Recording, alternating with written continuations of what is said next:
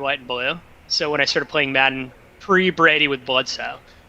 And then now we have two teams. And it's funny because when I moved to Boston, the Rams played the Patriots in the Super Bowl, and that was after the Dodgers played the Red Sox in the World Series. So it's like all my teams followed me to Boston. There you go. All right, we're live. All right. All right, it's going to be a good one. It is episode 13 of the Mean Joe Happy Hour Huddle, starring Stephanie Keogh, DJ Renob, Mike Bloomstein, Anthony Taylor, for the last time, at least for probably a little while, Bradley Simon, and our guest this week. He's a channel account manager at HubSpot. He works with marketing agencies who use HubSpot to help organizations grow and scale more effectively through marketing, sales, and technology services. Live from LA, he's Peter Pereira. Welcome, Peter. How's it going, guys? Thanks for having me. Yeah, thanks for being here. We appreciate it. Of course. For everybody out there, if you have a question for Peter, type it in the chat below. And also, we always like to know who's here, so say hi. We'll say hi back. But now, everyone's favorite part of the huddle, the happy hour part. Let's see what everybody's drinking. And I will start with Stephanie. All right. I'm doing a little Sierra Nevada Pale Ale. Ooh. And, the classy mason jar. Nice. Very nice. All right. Bradley, what do you got today for the last celebratory happy hour? I'm going off the same six-pack, I think, the last few weeks. The Jackie O's Raz Wheat in the Park Alley glass. Nice. Anthony? Got a little Bullet bourbon, not that rye stuff. The real stuff. You're just lucky that's still there, that I didn't drink it during Mike? I was really hoping Bradley was going to send it off with like a full bottle of gin or something, but I got Noble Beast, Evil Motives, the go-to. Ooh, nice. No Master's Cup. All right, and Peter? Ooh. You guys are so exciting. I'm being very lame. So I'm doing my house inspection after this, I mentioned. So I just have a ginger ale in my Patriots glass because I have to drive literally right after this. But you guys all have awesome beverages. We appreciate you being responsible. I have a ice cold Ciroc vodka over ice with some oranges. So, Cheers, everybody. Cheers. Another Thursday starting off 4 o'clock. Gotta love it. All right, so Peter, typically the first thing that I like to ask everybody is just to give us your quick resume. Where are you from? Where'd you go to high school? Where'd you go to college? What sports did you play? What kind of things do you do? Where have you worked? Sure. Up to this point. Yeah, cool. So my name is Peter Pereira. I am from Southern California originally. Went to school at Pepperdine University, so in Malibu, California. When I was in school, I was a communications major, and I had no idea what I wanted to do with my life. So when I was a senior, I actually got my first internship with the John Wooden Award. So in that capacity, I worked with the LA Athletic Club to put on the event. So it's really just recognizing the top collegiate athletes. It was pretty cool. It was my first real job experience. So I thought that was pretty cool. Really got into sports and had a feeling that that's something I wanted to pursue. Shortly after that, I actually got an internship with the Dodgers. So I was with the sales and marketing team there. So a decent amount of sports and marketing experience. And after that, my first full-time job was with the Anschutz Entertainment Group. So that's the company that does the Staples Center, Microsoft Theater, StubHub Center, and LA Live. So I actually started as an inside sales representative, pretty much making all the calls. So doing 60 to 100 calls a day, and it was ticket sales. So calling people who attended Kings games, Lakers, Clippers, concerts, special events, trying to get them to come to other stuff as well. I got promoted to an account executive, and then I managed the inside sales for 4 years after that. My wife actually got a job offer at Wayfair about 2 years ago, which is located in Boston, Massachusetts. So we relocated. And after AEG, I was still trying to figure out what I wanted to do after. Talked with a bunch of people, and everybody who knew me mentioned that HubSpot would be a good fit. And basically, HubSpot is a software company that helps organizations grow better through marketing, sales, in service. And it's all tied with a CRM. And I was involved in a lot of those roles with my last company. So helped the sales team, marketing, in the service as well.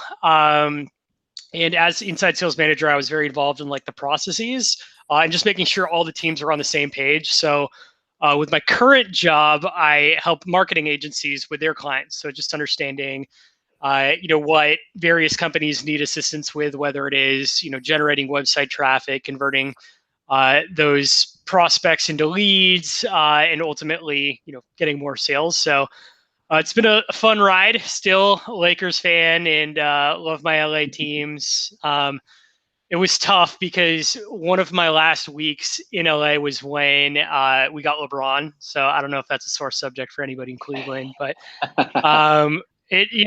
yeah, I mean it's fun. And now they got Anthony Davis too, so great team. But there's no basketball until 2 more weeks. But yeah, it's been great. Now I help different marketing agencies with sales plans, internal structure, all kinds of good stuff.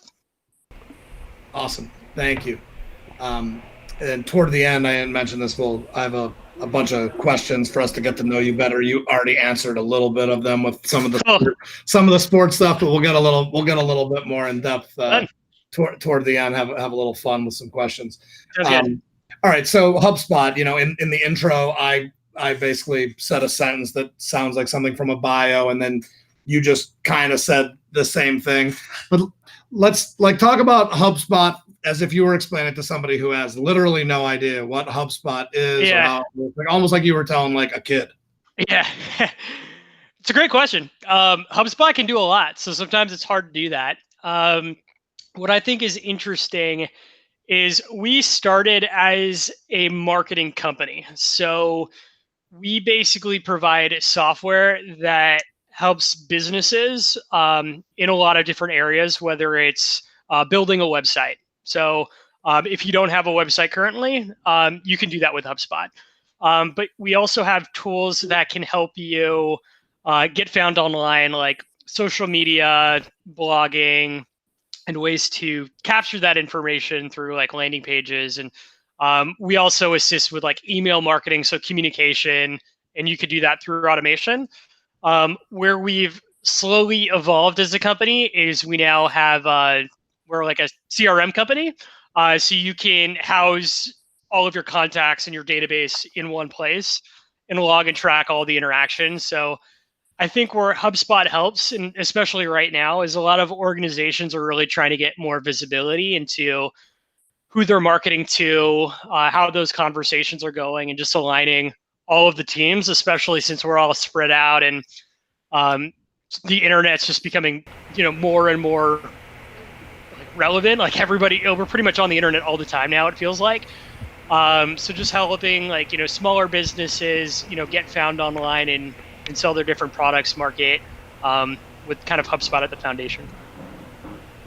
And Peter, something I think that's kind of interesting that comes up in our conversations is I think sometimes people have the misconception that a tool like HubSpot is an out-of-the-box solution. Like, I pay my $400 a month or whatever it is for whatever the product is, and I never have to touch it again. It's done. But the reality, and correct me if I'm wrong, and those tools, and especially HubSpot, it kind of gives you guide rails to say, here's the quickest way to get to what you're trying to achieve. Yeah. But you need to you still have that same sales process that you implement in your offline sales that you're now just bringing online. Exactly.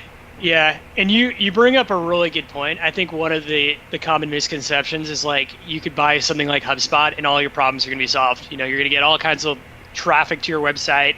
You're going to get, so many new sales. And, HubSpot's a really powerful tool, but a lot of times, you need to work with a marketing agency like you guys because you've done it before. You kind of understand like best practices and strategies. And what we're finding is, a lot of organizations right now need to be able to sell their products online. A lot of these places are, brick and mortar locations, small businesses that rely on people coming into their location. And now with COVID and everything else going on in the world, you can't do that. You can't have people in your shop. You can't go to trade shows. It's a different world. So these small businesses are trying to figure it out. And while HubSpot is a great solution, sometimes these companies need extra guidance on what kind of content should I create? How do I do that? How do we capture these leads and then communicate them in a personalized way that's going to make them want to purchase from us?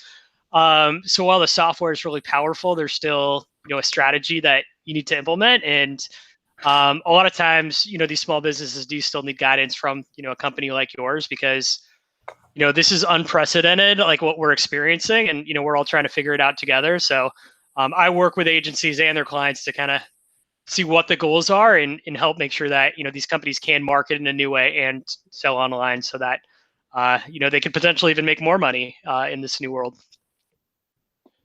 I just want to jump back a little bit. Not that we're far ahead of ourselves or anything, but the whole, like, if you were explaining it to a kid kind of thing, like the name, we kind of skipped over a little bit. Like the name HubSpot kind of explains a little something, right? Like, it's a hub for all of these different things. Can you just kind of talk about that? I mean, the name's kind of gives it a little bit away. Yeah, and you're right. Like HubSpot is like the database is like the center of the hub. So no matter what you do, you're going to be able to keep track of the people that you're interacting with. But what's unique is you can start to incorporate other parts of your business too. So whether it's your marketing efforts and getting a better understanding of like how people are engaging with your content. So, what pages of my website are people looking at? Or what emails are people reading? And then having some sales enablement tools, so different email templates you can use, like meeting booking links, like things that you can use to make your life easier. But then also the service side. So when an issue does arise, just having it all in one place. And what we found, and this is happening a lot with these small businesses that are trying to get more organized and kind of increase collaboration, during COVID, is we see that companies are just using so many different things, and there's so many different like point solutions that are awesome. So like MailChimp is great for email, and you have like WordPress for website and lead pages for landing pages, and so many different email providers, so many different options. And we'll work with these groups, and they have like 15 to 25 different softwares. But what becomes challenging is just trying to piece everything together. You're bouncing around from one system to another. It gets really messy. You're not sure where the leads came from, who's talking to who. Somebody calls in and you might have to check one system, then check another, put them on hold.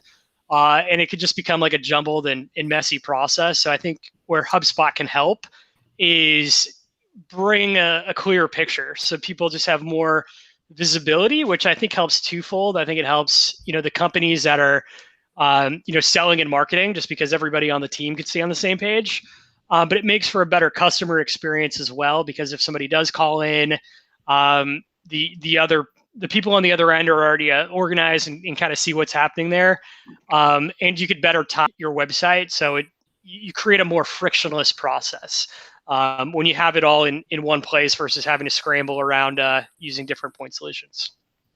So I thought it was a pretty good question, and you gave a really good answer. But that's really the last thing you said is kind of the point for a lot of people. You're using all of them, and every time you want to use one, you have to go to this or you have to go to that, and you're clicking and going here. But with HubSpot, you go to HubSpot, it's kind of all there. It's all where you can look at it at one time and have it work together. Yeah, and we work with a lot of companies too that like didn't even have any of those systems. So that's like the thing about HubSpot is it's really easy to use.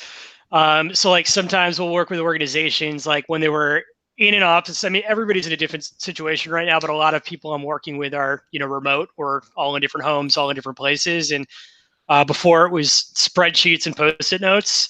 And that's how you would keep track of, who you're having interactions with. And it's just harder to do that when, you're all in different places. So I think, by getting on HubSpot, it starts at free. You could start to, take baby steps into that direction so that, your team has more visibility into what everybody's doing. I saw you guys chuckle a little bit. So Todd, they're laughing at me, Peter. First of all, Post-it notes is where it stops with me. There's not a lot of spreadsheets. Okay. So they were laughing at me because I was like, "What do you mean? That's bad?" Yeah, and I mean, I definitely use Post-it notes too. I just try to. I think when everybody's trying to get visibility, you need something a little more consolidated. Yeah, and I'll tee you up here with an easy one. A system that HubSpot kind of helps that helps businesses that don't have any structure or plan. It's kind of this whole idea of the flywheel. So, for those out there who don't know, what's the elevator pitch on the flywheel technique and what does it mean for a business? Yeah, that's an excellent question. So I think in order to understand the flywheel, you first need to understand the funnel. So I think a lot of people have heard of you got your marketing funnel and you have your top of funnel, which is, ways to get found online, ways for people to find you. Maybe it's blogging, social media, it could be ads. You get those people. You then want to convert them into leads, which you could do through landing pages, forms, and once they become a lead, you want to nurture them until they purchase, whether it's through marketing emails, anything like that, and then they're a customer. So what we noticed is the problem with that is it stops at the customer. The customer is really just an output, where we really saw the whole experience going around the customer, they should be the center of it. And it's the other teams should be working in tandem with marketing as well. So the way that we've really shifted is, the customer is still really important. Your marketing is working to bring them to sales, but from there we want to have a smoother, sales to marketing handoff. So there's some alignment there. Once they come in, sales gets in contact with them. You're all on the same page through one centralized database with them. But even after sale, there's so much. Service really relies on notes from sales. We want to make sure that we're all on the same page. If anything doesn't go wrong, you can always loop sales back into the discussion as well. And what we saw is when customers have a good experience and they enjoy working with your team, they enjoy the product, they're your best source of new visitors and referrals. So rather than seeing the customer as an output, we kind of view the customer as a promoter who can be our best lead engine. So with something like HubSpot, we try to put a system in place where you could easily turn those customers into promoters so that you can get that word of mouth and to make that more digital. Because I think people trust people more than people trust businesses. So if you can turn your customers into promoters, it's going to go a really long way. So the reason we view it as a flywheel now is you have your strangers, which we then turn into leads, which we could then turn into customers. And then those customers turn into promoters, and those promoters help you get more strangers. So it kind of comes full circle, and it's all tied together. So with HubSpot, you could see all the different interactions that marketing, sales, and service are having with one another, which just makes for, again, a better experience for the team that's having conversations with either the customer or the end client, so that customer can have a better experience. And when that customer does have a better experience, they're going to be more likely to recommend you guys. And I think what we're seeing now is, how do you turn that promoter into a more digital experience? How can you get online recommendations, referrals, and use that to your advantage too? So that's where we're helping a lot of companies right now, is turning that word of mouth online. Especially for businesses that I've had this conversation, that show and setting up their booth with their really cool print collateral, and they've got their awesome salespeople that are used to going in and meeting with people and hard selling on a showroom floor. Mm-hmm. With that not being an option now, what are some successes or opportunities that you found for people that have moved that offline sales experience to an online sales process? Yeah, it's a really hard time to be a salesperson, I think, in general. I think when I look at it, just with the world we live in, I think you just have to be cognizant of who you're working with. So that's the first part, understanding, the industry that they're in, like on what's going on, and making sure to lead with empathy whenever you are having those conversations, and really trying to take like a more, human and helpful approach. I think, as a salesperson, you just have to be a little bit more cautious given everything that's going on. So that would be like, my first piece of advice.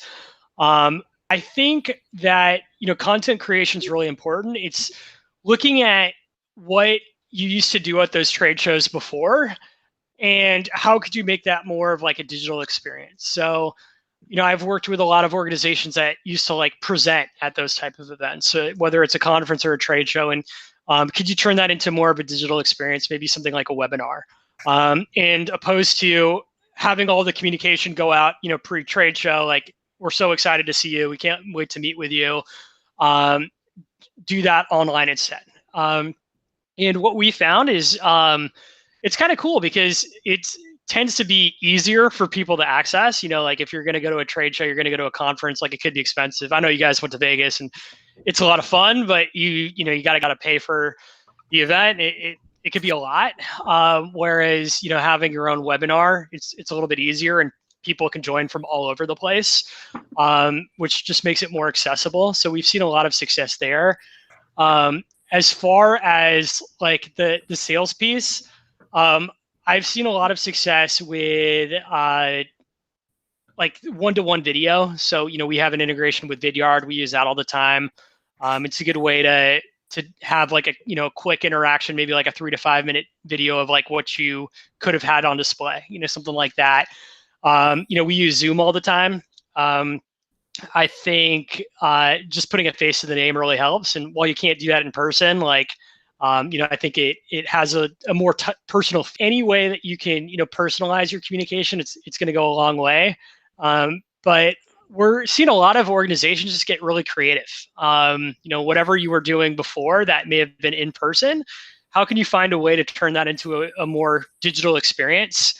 And companies are realizing like, wait a minute, we're actually doing this, online through a webinar than we would have if we were actually doing it at a physical location, because now people can come from anywhere. Great when we get to see people and go to events again. Like I'm really looking forward to that.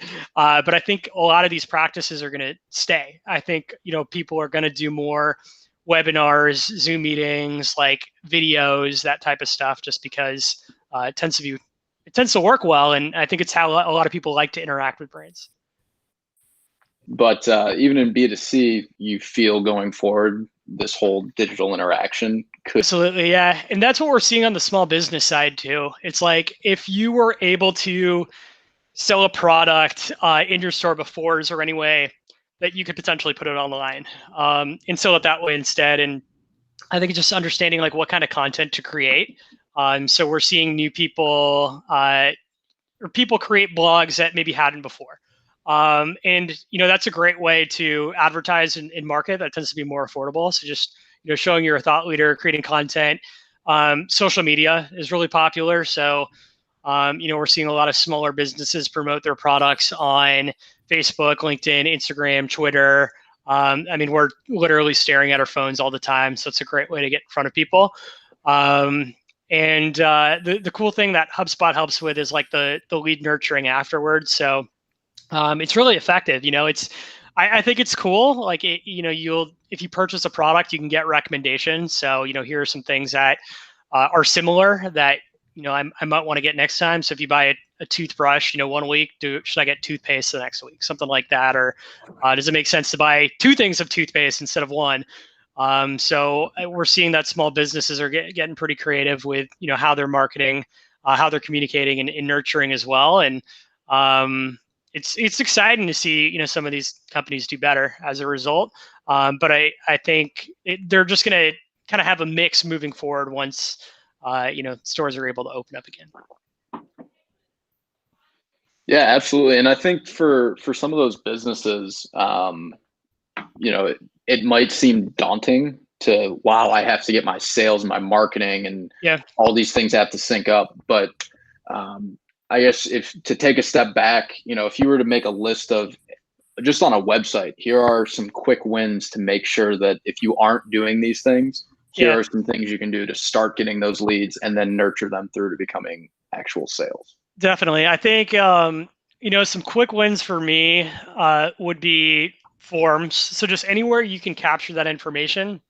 I think that's really important. A lot of organizations I work with will have, some sort of content offer just on their main page. You could use like a pop-up form, whether it's signing up for like a specific piece of content that could be valuable. Maybe it's a webinar, an ebook, something along those lines, I think is great.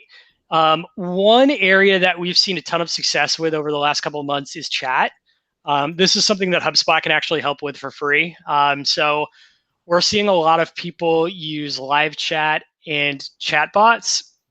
And I think that's starting to kind of replace what like somebody would do in a store that you can't do right now. So like if somebody does need help, you just have the chat pop up on the bottom like, hey, what can I help you with?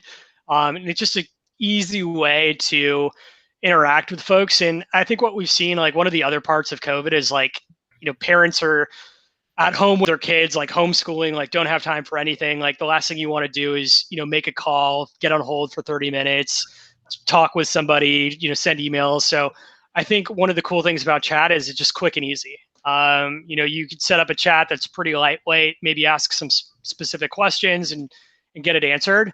And I think that's a really cool way to start to connect your sales with your website too. So you just start to get immediate help from a salesperson. So I think that's one where we've seen a ton of interest. And HubSpot's been keeping stats on this. I want to say like chat usage has gone up like 50% over the last month or so. So just a lot of people using chat. So that would be another recommendation, just easy one that you can do. Because one, it's easier for the company. You could just field those. And then it's great for the prospects and the customers because it's easy for them. It's pretty lightweight to talk as much anymore, especially when you're teaching a third grader algebra. Right. That might be too advanced. I don't think third graders are doing algebra. Third graders are maybe doing timetables. I don't know. Algebra was like my senior year math class. Yeah. You learned algebra last week. Yeah, exactly. Now, I think, we talked about the flywheel and, also another big concept that comes with HubSpot is this whole idea of inbound. And I think you made a great comment about it. It's a hard time to be a salesman. Yeah. And I think HubSpot's inbound process or methodology helps to make it sales without being salesy. So, from your perspective, what is inbound, and then how can businesses deploy that within their sales and marketing processes? Yeah, I think inbound's great. It's definitely something that anybody could start doing right now that's relatively affordable. I think the first part of it is just understanding who your target is. So really understanding like who's your persona, who are the people that you work with, your target audience, if you will, and creating that persona and understanding, what are their demographics and psychographics or motivations, maybe the pains that they go through, what makes them happy, what makes them look good, what are they really looking for. And once you have a good understanding of, who your ideal customer is, just creating content that's, really relevant to them. So just understanding like, what are those challenges that they may be experiencing and what would they research? Like, when they are free from their third grader, what are they Googling? What kind of information are they looking at? And I think one area of inbound is just providing helpful and relevant, like timely information. And That's really why it doesn't seem as salesy. It's just helpful. It's natural. It's kind of what they're looking for, and that part's really important. It's because I think what a lot of sales teams see is they're having the right type of person. So with inbound, it just makes it so that the people who are finding you are the people you want to work with, because they're searching that information. And there's still some qualification that needs to take place, still some conversations ahead of time, but yeah, I think that's the main piece of it, is just understanding what they're experiencing and creating appropriate content offers that are relevant to them. And once they do express interest, just making sure to continue to provide that helpful, relevant, and timely information. So if somebody does download an ebook, a guide, they attend a webinar, following up with additional resources that are very tailored to what they're experiencing. Because what we've seen is, sales, it can be a process, and, it takes a lot of research, and, especially if it's a high ticket item, like, if I want to purchase, I'm in the process of moving. If I'm going to hire movers, it can be a big expense. And, I want to do my research ahead of time. Who are the best movers in the area? Who's the strongest? Who could lift the things the best? Whatever it may be. I'm going to be doing research. But the cool thing is, like, you could continue to provide that information that's still relevant and in an automatic way until they're like, okay, I think I have enough education and I'm now ready. We want it to be like, when the salesperson actually talks with the prospect, they have a pretty good understanding of what they're looking to do. And I think it's important to create the content that's going to educate them to the point where, okay, like, I'm ready. A lot of people just need to get nudged on along the way. And I think I got nurtured a little bit when we were looking at movers. Yeah. So it was interesting being on the other end of it. Yeah, and I think actually something that I find kind of interesting is, for a lot of businesses, it would be scary to switch from boiler room, cold calling, let's hard driving old school sales, over to, let's let customers come into us, or, let's nurture them through this process. From somebody who came from that culture of boiler room, making 60 to 100 calls a day, which one is easier to sell from? And I know both have their merits, but you've seen both sides of that. Yeah, I think you could do them together. So I think if you have a pretty good understanding, I wouldn't even take that as a cop-out answer. I think that's actually a really good answer. Yeah, I think you could do them together. So this is, if I can see that somebody's interacting with my content, maybe they're looking at a blog, they're doing some sort of research, they sign up for a webinar, I think that's a great opportunity for me to reach out. And I think you could reach out in a couple different ways, email, you could do LinkedIn, you could do phone. I think phone is still extremely effective. The thing that's crazy about inbound and kind of what HubSpot can do is you have a lot of background, you have a lot of insight. So, we really can see, like, okay, what forms did they submit? Which pages were they looking at?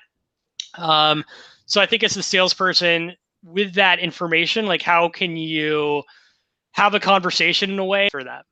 So if somebody did sign up for a webinar, hey, Anthony, I saw that you're, coming to our upcoming webinar in, 2 weeks. Like, what can I help you with? Is there something that you're looking to gain from it? Are there any challenges that, you would like addressed? Something along those lines.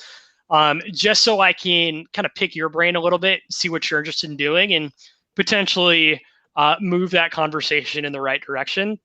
And I think that's where the sales teams can also work with marketing. So, if marketing's already creating material, to get you to that next point, what kind of, like, collateral can I send you? Or is there a blog that we wrote recently that can kind of move you in the right direction? So I think if you do the two together, I think you need sometimes the human interactions. Extremely important, especially when it's a considered buying process. You're spending a lot of money. Like, if I'm going to be spending like $30,000 on something, I'm going to want to talk to a human. But at the same time, you need kind of that marketing in the background to help the salespeople. And I'm not saying that, salespeople don't always do their job, but it's easy for leads to slip through the cracks. Maybe somebody fills out a form and, a salesperson is going to get to it, but then, something comes up and you forget, and it's, 24 hours later, it might be too late. So I think it's good to do the two in tandem, and make sure that the marketing's kind of providing air support. But I still think that the phone calls are a great tactic. Again, I think now is kind of an interesting time. I think you have to be really respectful. So I've been doing a lot of like video, like emails. I'll create like a quick 30-second, a minute long video. It's very personalized. I see that somebody signs up for an event. If they raise their hand, so to speak, I might shoot them a quick note, 30 seconds, and those tend to have pretty good responses. Absolutely, yeah. And then from the, that integration side of things, or I guess syncing up of teams, how have you seen that work between getting creative teams, sales teams, and marketing teams all on the same page, and having that conversation of how do we all work together because we're all working for the same company? Yeah, I think it's important for teams, like regardless of using the software or not. I think it's important for the teams to be on the same page. I remember with my last job, it would be a challenge sometimes because my clients would get some sort of marketing email and I had no idea what was going on. And then I'd start getting phone calls on like, hey, what's this promotion? Like, what are you talking about? Like, and I'd be like, wait, what? Like, what is this 50% off? Like, nobody told me about this. And all of a sudden I'd have to field those. So I think regardless, sales and marketing needs to get on the same page. We at HubSpot, we like to come up with like, silly names. So we call it smarketing. So just having like, sales and marketing meetings where the teams could come together collaboratively on like, what are our goals? Who are the people we want to work with? Like conversations that salespeople are having. Are we working with the right people? Or are we not? Are the leads that are coming in good? Or are they not? Are there materials that we could create the salespeople that will benefit marketing? I think, it's good to have marketing goals, but at the same time, there should be expectations on the sales side. So like, if, marketing is bringing in a certain number of leads, what's the expectation on sales? Is it, we need to follow up with these leads within 30 minutes, have those like service level agreements in place. And I think the sales to service handoff is equally as important. At HubSpot, we're in an interesting, we sell software. It's going to get handed off to somebody. So a customer success manager. And, the last thing I want is for that person to have no context and just kind of have to figure it out on the fly because it's going to make for a bad experience for that customer. And like I mentioned before, like we want to have happy customers because if you have unhappy customers, it can have the opposite effect. People are going to bash us on Twitter and Facebook and say, look, I had this conversation with Peter. He was the worst. I didn't get anything I expected. So I think, the sales to service handoff is equally as important. So when you have everything all in one place, it just makes for a much smoother process. But the other thing that, we find is like, I have this experience all the time where I'll call my cable company and I'll talk with somebody and they're like, sorry, that's like, the billing department. I'm going to transfer you over here. Like, oh no, actually you need to talk with these people because you're upgrading a channel. And it's like, nobody's on the same page. And, I've been on hold for 45 minutes and then like, eventually I'm just going to hang up.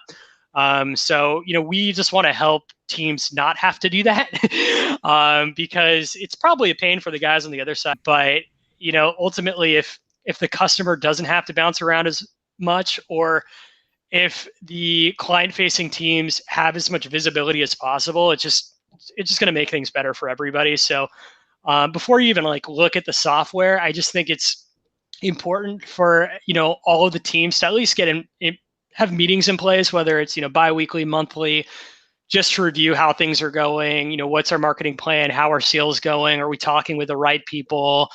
How is onboarding going? Are our customers happy with us? Are they unhappy? What do we need to improve?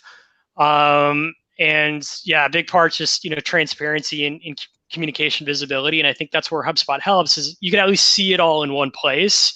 So at least if somebody is angry with us, like you have a note on the record, so I could like tread lightly on that one when I pick up the phone because I know they're probably going to scream at me for the next 30 minutes. But at least I was ready for it. I'm not totally caught off guard. I'm not going to try to upsell them or cross-sell them other products because they're angry. I'm going to go into it with caution. Absolutely, yeah. And you kind of started to touch on it a little bit, but everybody's hungry for data, right now. I think we're a little data drunk to a degree. And probably the biggest data point to any business is going to be ROI. Like, they want to know ROI. So as far as measurement of ROI, how have you seen some companies, creatively measure that, whether it be with HubSpot or in their marketing efforts in general? Yeah, definitely. I think with HubSpot, it's all trackable, which really helps. So you have, I'm using the word visibility a lot, but you can see exactly what people are doing. You can see which pages of our website are they looking at, which marketing emails do they check out, where did they come from. But since it's tied to the CRM, you could directly link it to sales. So you start to follow that path. Okay, it looks like they clicked on this ad that led to this form. Then our sales guy had some conversations. Took about 2 weeks, but it then resulted in $1,000 in revenue. And what's cool is you could start to see the different pieces of content that somebody actually digested. And with that information, it's like, okay, what are people actually looking at? What are people reading, and what's resulting in revenue for us? And even if it doesn't work, it's not the end of the world, because at least it's not working. You could see what's working, you can see what's not. You just adjust your strategy accordingly. And I think with inbound marketing, you sometimes have to be patient. Like you're gonna have like quick wins, like the live chat, the chat bots are great. You can set that up immediately. You get the tracking, but sometimes it takes time. Like creating good content takes time. But it after a couple months, you get that snowball effect where you start getting the leads that are the type of people that you want to work with, and again, just being able to follow it throughout is really helpful. And I think as you identify the types of content that are working for you and are actually bringing you that revenue, you could start to create similar types of content. Or you could see not just like how much money you're making, but are there certain characteristics of those people? What are they located in a certain area? Do they have a specific job title? Because that helps the salespeople too. So you could kind of turn that on to sales now and say, look, looks like people in Akron are actually our best buyers. Maybe we should target Akron instead of Cleveland. It looks like people with this job title are actually better than people with that job title. Maybe we should adjust our LinkedIn strategy because it seems like these types of people are better. So I think it goes a little bit beyond the return on investment that helps. Like you could see, who's giving us the money, which is great, and where are we getting it from? But then also, like, are there certain characteristics of the people that are purchasing from us? Do we want to adjust our strategy so we're targeting that specific type of person? Because we feel like that's our real moneymaker. We should go after those folks. I love it. Yeah, I feel like really, one thing that has kind of been a common theme throughout here. People find it daunting. And like, we can talk about concepts all day, but really what it comes down to is like, you have to know what the objective is. And then you can build your system backwards from there to get you there. Exactly. And there's good systems that kind of give you those good guardrails out there that help push you along so that you're not just acting all over the place. Yeah, and I think where HubSpot helps is it's easy. And you're right. Like it could be totally scary. It could be totally overwhelming. Like, a lot of people have no idea where to even start on marketing. Like it's a lot, especially if you've never really done it before. It's where do you begin? And I think that's why it could be even scarier when it's all over the place. Like, okay, now I have all these tools. I just don't know how to make sense of it all. And you could certainly do that. But I think, as you're at least, it's better to consolidate as much as you can, just because it's going to simplify the process, especially as you grow and scale. Because it's more uniform and it's just going to make that growth easier versus trying to cobble it together. So it is scary, but when you have it in a place that is connected in a user-friendly way, it makes it a little less intimidating. Absolutely, and it's not all built in a day. It takes a little bit of time to. Takes time, yeah. Takes time. So I have a couple questions. The first one is, Sure. Are you and Anthony even going to have your weekly meeting next week? I don't know. We're covering everything. I'm kidding. So, Peter, this is a little bit putting you on the spot, and it's okay if if you don't feel comfortable or whatever. But of a business or even of a situation recently where you've been working with a marketing company, an ad agency who has a client that maybe is really entry level, just started using HubSpot, and kind of like a little bit of a case study success story, if you will. Yeah. I say this every week, but like there's some, hopefully somebody's watching right now who was like, oh, I want to learn about HubSpot, or they're going to watch this on YouTube in the next couple days. And like, it would give them an example that would make them think, hey, I gotta look into this. Yeah. I think that we have a lot of organizations that really help in a similar way. What's nice about HubSpot is it starts at free. So there's literally no risk to get started. You can get your CRM, and it's totally free. I think that's really helpful for organizations that just don't have systems in place. So you could get on it for free. And I think, the value in working with a marketing agency or a partner is you get some guidance along the way. So it's like, okay, where do I get started? Let's upload the people that somebody who attended a specific, and you could take more of that. Let's just get our database set up first. Okay, let's maybe send an email once a week. Nothing crazy. We're just going to send one email. Okay, now we have email down. Let's connect a form from our website. Maybe 2 weeks down the road, we're going to start to do live chat. And before you know it, you're starting to get the hang of it. You're incorporating like different phases of marketing, and it's not as intimidating as, okay, all in 1 week, I'm going to try to do, all of my social media posts, my ads, my forms, my website, my landing pages. Like, that's really scary. So I think for organizations that are looking to do it, like it's okay to start small. You could start on free and get more comfortable with it. I think what HubSpot does really well is we have a lot of educational content that you can use. So we have different like certifications and academies that are totally free too. So I think a lot of my agency partners will, recommend HubSpot. Just get started, watch some of these videos. You're not only going to learn about how to use the software, but you're going to learn about best practices and what to think about when you're putting together your strategy and who your personas are and how to communicate with them. So I think if an organization is willing to learn and make some changes, it's a great fit. And I think where it helps agencies is side. I work with the agencies that have been using HubSpot for as long as HubSpot's been around, and the agencies a lot of times can do the more sophisticated type stuff. So like the end clients can kind of just take baby steps. But it helps having more sophisticated workflows, maybe upload videos, create some of those, conversion paths on the back end for organizations that are like, I barely know how to send an email. Like, this is scary for me. Like, it's okay. Like, we'll show you how to do that, but we'll also do some of the heavy lifting for you.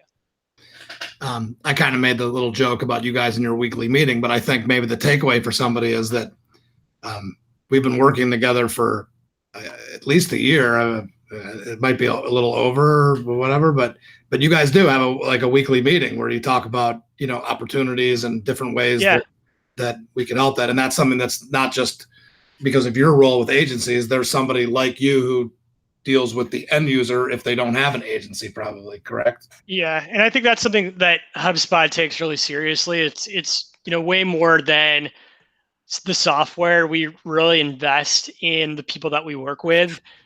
Because that's really important for us. And, I specifically work with agency partners and their clients, but we treat customers the same way. If somebody, and right now is, again, like a very crazy time, and a lot of people, we want to make sure that they understand what they're doing.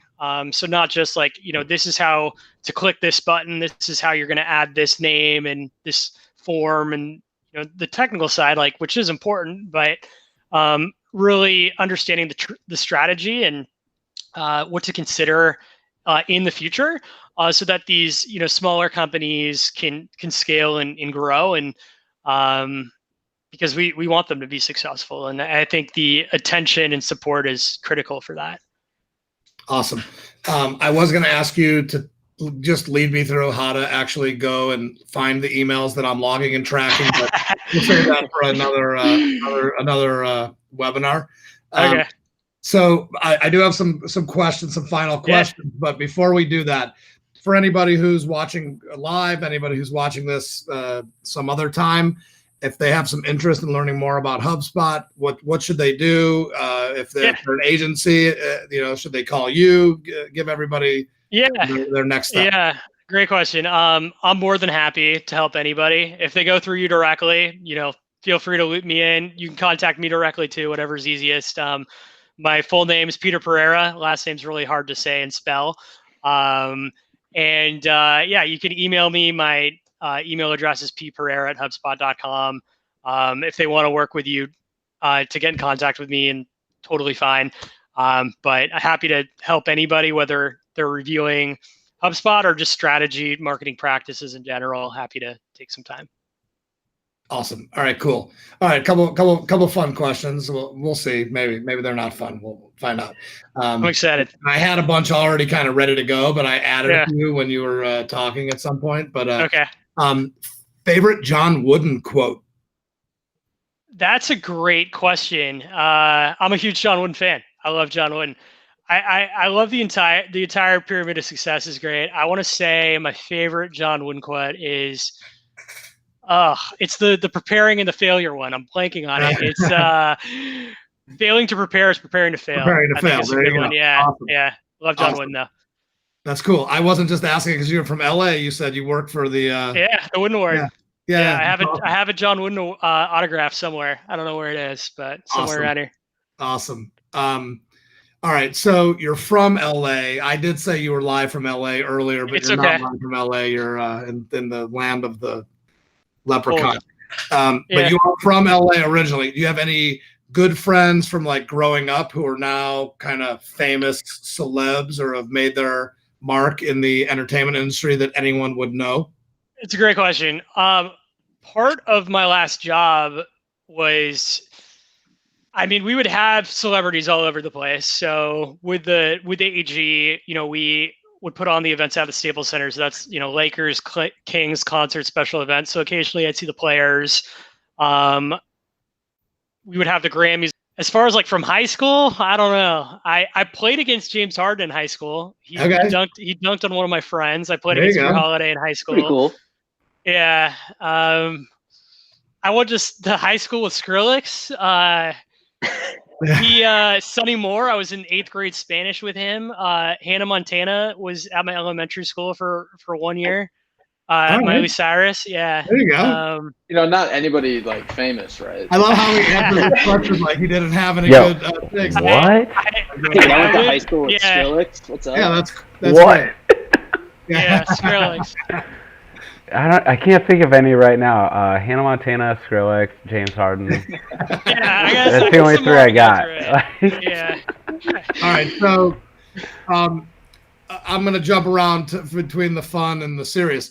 Do you have a recent business book that you've read, or in case you're not a big reader, a podcast that you're real interested in that you want to share with everyone? I have one I want to read. I heard this is mixing sports and business. I heard the new Nike book's really good. I want to say it's called Shoe Dog. So I want to do that one. I heard it's a good mix of business and in sports, but it's on my bucket list. Is there a movie about LA that is like your favorite movie that's about LA? That's a tough one. Like while you're thinking, I'll throw out like, doesn't have to be in the title or anything, but did you ever see that the Steve Martin story where they just like kind of parodied LA, where ordering the coffee like long before anyone got Starbucks and the half double cat? Like I don't know if I saw that one. Man, it's really hard. One of the things I noticed about after I moved to Boston is like so many movies are in LA. Like I guess I was kind of jaded to it when I was actually in LA. Yeah. I don't know. I love Christopher Nolan. I don't think he has any LA movies though. He's got a new one coming out soon. LA Confidential is a good movie. It's got LA in the name. Yeah. Don't mind that one. I don't know if I got a favorite though. All right, that's all right. All right, so we know you worked at the arena and all that, but you're from there. Lakers or Clippers? Big time Lakers. Always. Lakers fan, always. Yeah, it's yeah, no question.